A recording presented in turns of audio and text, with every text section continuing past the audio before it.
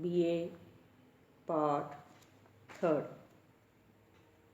संस्कृत प्रथम प्रश्न पत्र श्रीमद् भगवद गीता द्वितीय अध्याय 67 से 72 पत्र। मैं डॉक्टर मनीषा गोदारा, आचार्य संस्कृत, राजकीय बांगड़ महाविद्यालय डीडवान। श्रीमद् भगवद गीता के द्वितीय अध्याय का 67वां पद्य। इंद्रियाणां हि चरतां यत् मनो अनुविधीयते तदस्य हरति प्रज्ञां वायुर्नावम् इव अम्बसि। अन्वय: हि अम्बसि वायुर्नावम् इव चरतां इंद्रियाणां यत् मनः अनुविधीयते तत् अस्य प्रज्ञां हरति। चरतां विचरण करती हुई। इंद्रियाणाम इंद्रियों में से,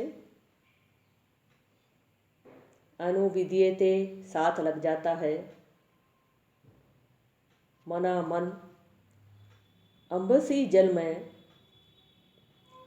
नावम एव नौका की तरह हरती हरण कर लेती है।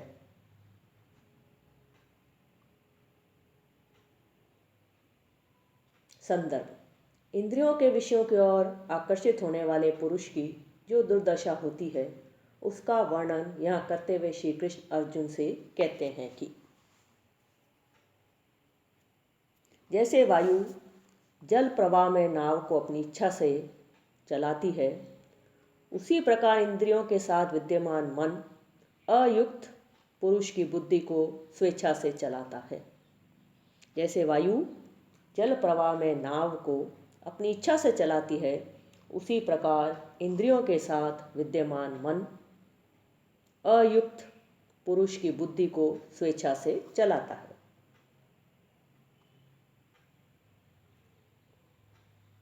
पुनः एक बार, क्योंकि विचरती हुई इंद्रियों में से मन जिस इंद्रिय के साथ लग जाता है, वह एक ही इंद्रिय जल में वायु नाव को जैसे हर लेती है, वैसे ही इसकी बुद्धि का हरण कर लेती है। इंद्रियां चंचल होती हैं, विषयों की ओर सहज भाव से आकृष्ट होती हैं, और जब उनके साथ मन जुड़ जाता है तो वह इन इंद्रियों वाले निष्काम कर्म योग से रहित पुरुष की बुद्धि को इच्छानुसार चलाता है। विशेष: वायु नावम एव अम्बसी दर्शन शास्त्र का एक सुप्रसिद्ध उदाहरण है। जिस प्रकार जल में वायु नौका को गंतव्य मार्ग से हटाकर उल्टे मार्ग पर ले जाता है, यह मन ठीक उसी प्रकार आत्म विषयक बुद्धि को हर लेता है और विषय विषयक बना देता है। विषयों को इंद्रियों के विभाग पूर्वक ग्रहण करने में लगा हुआ मन इस साधक की आत्म अनात्म संबंधी विवेक ज्ञान से उत्पन्न हुई बुद्धि को हर लेता है, अर्थात नष्ट कर देता है।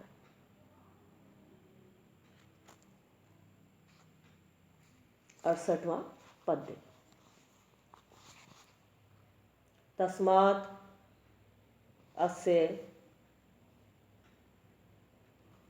यस्य महाबाहु निगृहीतानि सर्वशः इंद्रियाणि इंद्रिय अर्थेभ्यः तस्य प्रज्ञा प्रतिष्ठिता।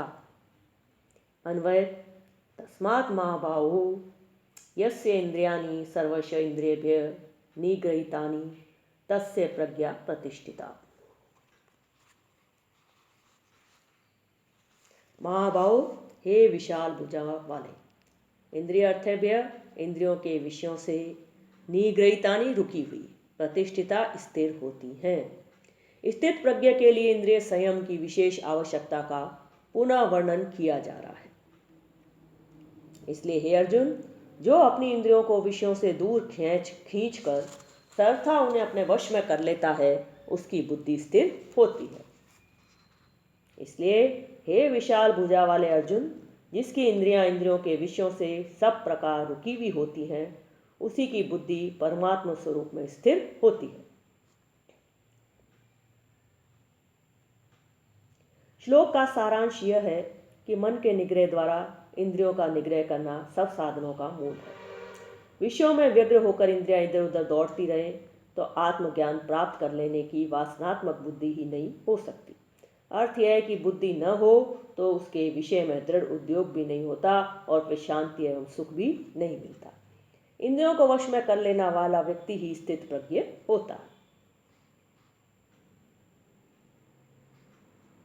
निग्रहितानि निग्रह कतः प्रत्यय, चंचल इंद्रियों को वश में कर लेने वाला व्यक्ति ही स्थित प्रज्ञ होता है।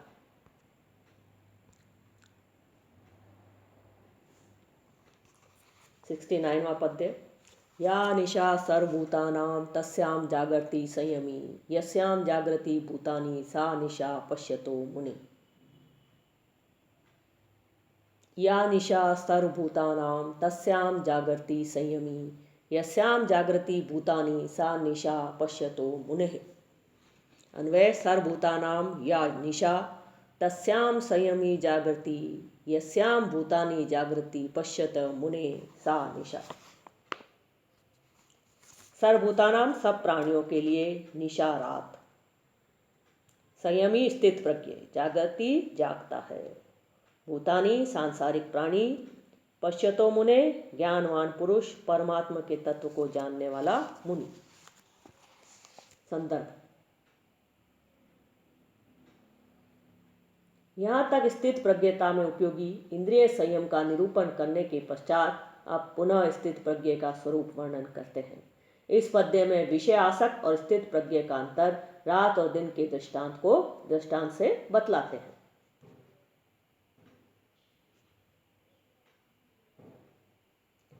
समस्त प्राणियों के लिए जो रात है, उस नित्य शुद्ध बुद्ध रूप परमानंद वाली रात में परमात्मा को प्राप्त हुआ योगी जागता है, और जिस नाशवान क्षणभंगुर सांसारिक रूप अवस्था में सब भूत प्राणी जागते हैं, तत्व दृष्टा मुनि के लिए वह रात है। सब भूत प्राणियों के लिए जो परमात्म तत्व रात्रि तुल्य है, अर्थात जिस परमात्म तत्व से संपूर्ण भूत प्राणी शून्य है और उससे सोए हुए हैं, उस परमात्म तत्व में योगी पुरुष जागा हुआ है, अर्थात उसमें योग या एकता पाया हुआ है। इसके विपरीत जिस संसार चक्र में सभी भूत प्राणी जाग रहे हैं, अर्थात सत्य बुद्धि से प्रवृत्त रहकर सचेष्ट हो रहे हैं, वह संसार चक्र उस तत्ववेता मुनि के लिए रात्रि के समान शून्य है, अर्थात उस तत्ववेता की दृष्टि में इस संसार चक्र का त्रिकाल अभाव हो गया है। विशेष पद्य का सार इतना ही है कि जब समस्त प्राणी इंद्रियों के विषयों में आसक्त होकर उनमें लगे रहते हैं, उन्हें और कुछ नहीं सूझता है, तब मुनि परमात्मा के ध्यान में मग्न होकर संसार की वास्तविकता को समझने में दत्तचित्त रहता है।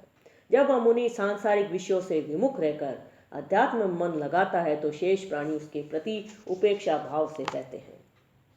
जब प्राणी इंद्रियों के विषयों की तड़क भड़क से आकर्षित होते हैं, अर्थात अज्ञान की निद्रा में सोते हैं, तब मुनि वास्तविक तत्व को समझने के लिए प्रयत्नशील रहता है, अर्थात जागरूक रहता है। विरोधों का जीवन जो अज्ञानियों के लिए दिन या सक्रियता की दशा है, ज्ञानी के लिए रात्रि या आत्मा के अंधकार की अवस्था है। धम्मपद आदि बौद्ध ग्रंथों में भी कहा गया है कि ज्ञानी पुरुषों के लिए जो वस्तु प्रकाशमान है, वह अज्ञानी के लिए अंधकार सदृश्य है। यह विरोधाभासक वर्णन अलंकारिक है। अज्ञान अंधकार को और ज्ञान प्रकाश को कहते हैं। अर्थ यह है कि अज्ञानी लोगों को जो वस्तु अनावश्यक प्रतीत होती है, अर्थात उन्हें जो अंधकार है, वही ज्ञानियों को आवश्यक होती है, और जिसमें अज्ञानी लोग उलझे रहते हैं, उन्हें जहाँ उजाला प्रकाश मालूम होता है, वहीं ज्ञानी को अंधेरा दिख पड़ता है, अर्थात ज्ञानी को वह अभिष्ट नहीं रहता। उदाहरणार्थ ज्ञानी पुरुष काम्य कर्मों को तुच्छ मानता है, तो सामान्य लोग उन्हीं से लिपटे रहते हैं, और ज्ञानी पुरुष को जो निष्काम कर्म चाहिए, उसकी अन्य लोगों को चाह नहीं होती। पश्यता पुरुष क्षत्रिय प्रत्यय। 70वां पद्य। आपूर्यमानम अचलम अप्रतिष्ठम समुद्रम आपः प्रविशन्ति यद्वतः यद्वत् तद्वत् कामा यम प्रविशन्ति सर्वे स शांतिम आपनोति न काम कामी। आपूर्यमानम अचल प्रतिष्ठम समुद्रम आपः प्रविशन्ति यद्वत् तद्वत् कामा यम प्रविशन्ति सर्वे स शांतिम आपनोति न काम कामी। अन्वय यद्वत् आपूर्यमानम अचल प्रतिष्ठम समुद्रम आपः प्रविशन्ति तद्वत् यम सर्वे कामा प्रविशन्ति स शांतिम आपनोति काम कामी न।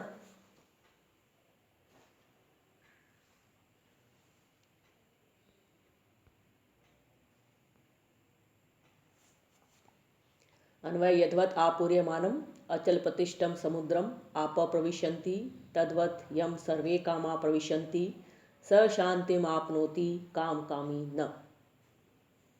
यद्वत् जैसे आर्य आपूर्यमानम चारों ओर से परिपूर्ण अचल प्रतिष्ठितम अचल प्रतिष्ठा वाले आप नदियों के जल आपनोति प्राप्त करता है काम कामी भोगों की कामना वाला।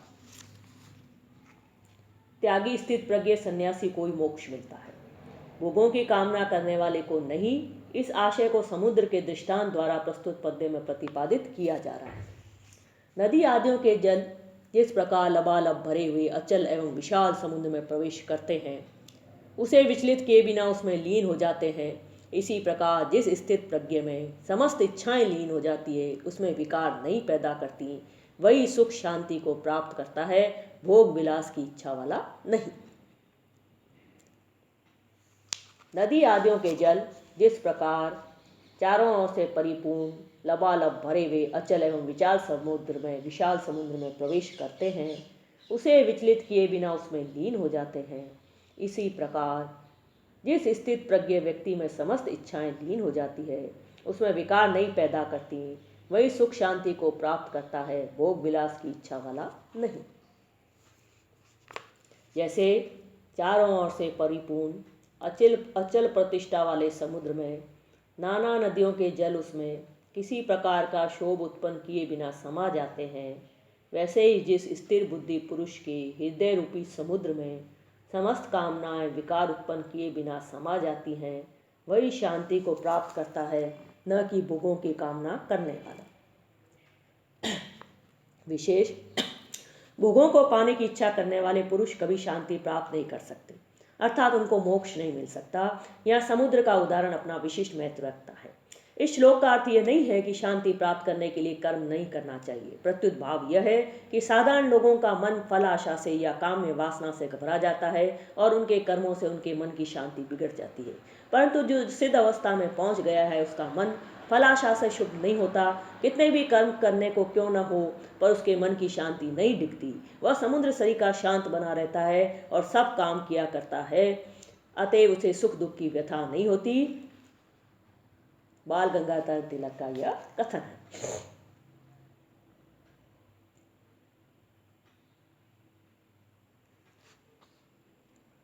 आपूर्यमानम आप ही शांतिम शमतिन अचल प्रतिष्ठम अचला प्रतिष्ठा यस्य तम।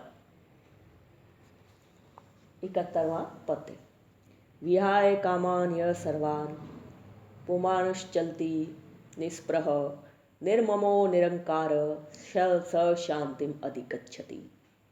अन्वय य पुमान सर्वान कामान विहाय निर्मम निरंकार निस्पृह चरति स शांतिम अधिगच्छति।